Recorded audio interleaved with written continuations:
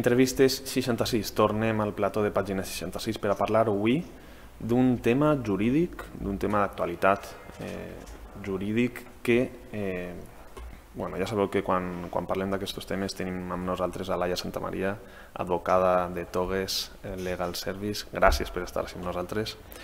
El d'avui és un tema, jo diria un poquet espinós, perquè anem a parlar del règim de visites quan hi ha un cas de violència de gènere per mig. Sí, el tema d'avui és bàsicament d'actualitat, en el sentit que la reforma és molt recent. És una reforma que es va publicar en el BOE en juny, però que ha entrat en vigor ara en setembre. I bàsicament el que tracta, tots tenim en la ment casos de progenitors que durant el seu règim de visites han atentat contra els seus fills menors per fer mal a la mare. Diguem que aquesta reforma el que intenta és un poc velar per l'interès dels menors en aquests casos. Per tant, el que introdueix la reforma en el Codi Civil el que estableix és que es suprimeix el dret a un règim de visites dels progenitors que no tinguin la custòdia, evidentment, que estiguen immersos en un procediment de violència de gènere o de maltractament. La gran diferència o la novetat d'esta modificació del Codi Civil és que fins ara, en els casos en els quals hi havia un procediment de violència de gènere o un maltractament, el jutge o la jutgessa de violència de gènere podia suprimir aquestes visites si considerava, motivadament, evidentment sempre, si considerava que atentava, les circumstàncies que hi havia atentaven contra l'interès del menor o aquest règim de visites o aquesta comunicació en el progenitor podia perjudicar els menors. Ara no, ara per defecte se suprimiran i serà el jutge el que podrà motivar l'adopció d'aquestes medides. És a dir, canviem totalment, un giro de 360 graus. Clar, és de per defecte que sí que fora i el jutge podia dir que no, a per defecte que no i el jutge puga dir que sí. Correcte, és un canvi totalment.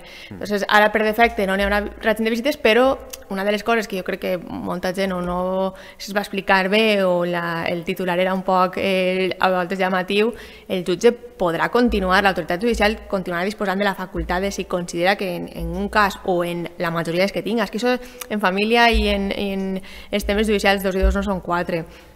N'hi ha que estudiar sempre molt bé, jo sempre soc molt insistent en això. Sempre parlem del mateix. Sempre dic el mateix, però n'hi ha que estudiar molt bé les circumstàncies de cada cas. Per tant, si el cas concret permet o afavoreix aquest contacte pares-fills i en el cas concret no hi ha un perill per al menor i a més li és d'interès mantenir aquest règim de visites en el pare, s'adoptarà. El jutge o la jutgessa podrà continuar adoptant-los en un automotivat, podrà establir aquesta necessitat de tindre un règim de visites. Però per defecte, el que introdueix aquesta norma és que per defecte no n'hi haurà règim de visites.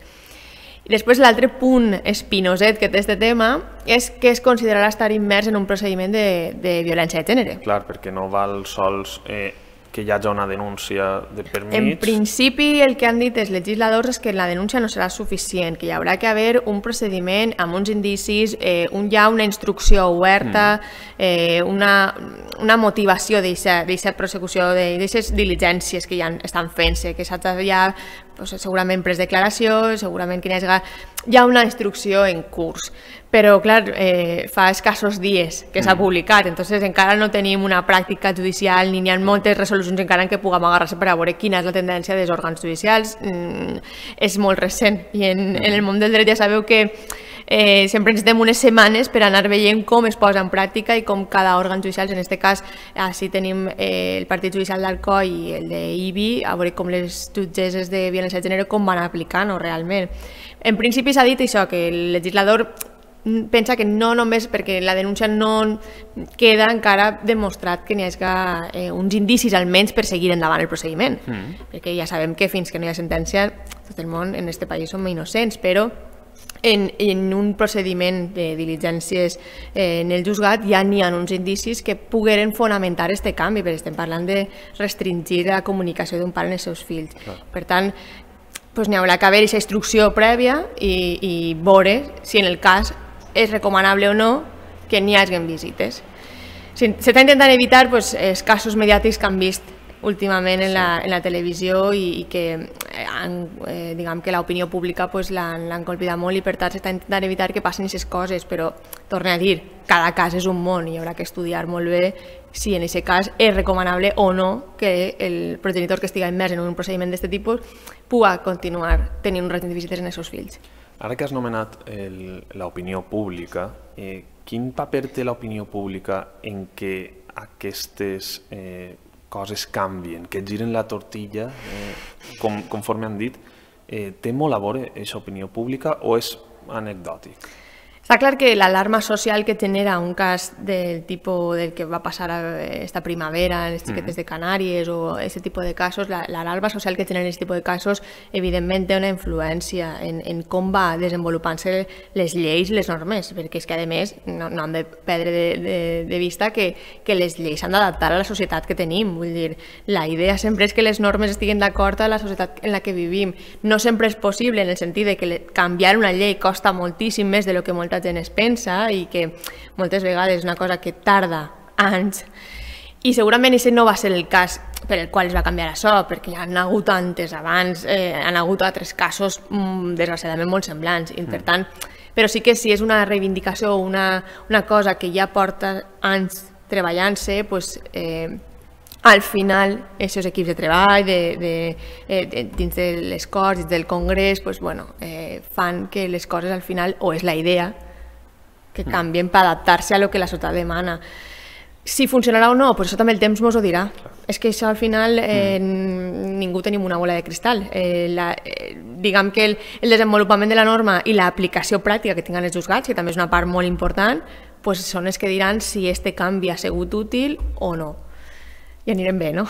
Així no és. Ja per últim, si algú té algun cas així que està immers en aquest cas, que vagin, que acudisquen a tu i quin procés més o menys és el que... En funció del moment en el que estiga, perquè un procediment penal té diverses fases, en funció del moment en el que estiguem, en el moment en el que si s'han adoptat unes medides o si no, si les havien per un altre procediment civil que hagués hagut abans, perquè els pares ja estaven separats o no. Tot això hi haurà que estudiar-ho i veure si és possible en aquest cas demanar-ho, tant en el cas del progenitor que no tenia la custòdia, demanar que sí que s'establisca un règim de visites, com en el cas de la mare o de la víctima, reivindicar que no n'hi hagi. Vull dir, en els dos casos s'haurà d'estudiar i veure la viabilitat, com sempre, mirar el cas concret. Com sempre, mirant cas a cas, Concret. Això és com en el futbol, el partido a partido. Sí, la nostra versió. Sí, cas a cas, correcte. Laia Santamaria, moltíssimes gràcies per haver estat així amb nosaltres. Un plaer. Ja sabeu, Laia Santamaria sempre ve a contar-nos aquests casos d'actualitat jurídica i nosaltres estarem així per a parlar-ne de molts més avant. Gràcies, adeu.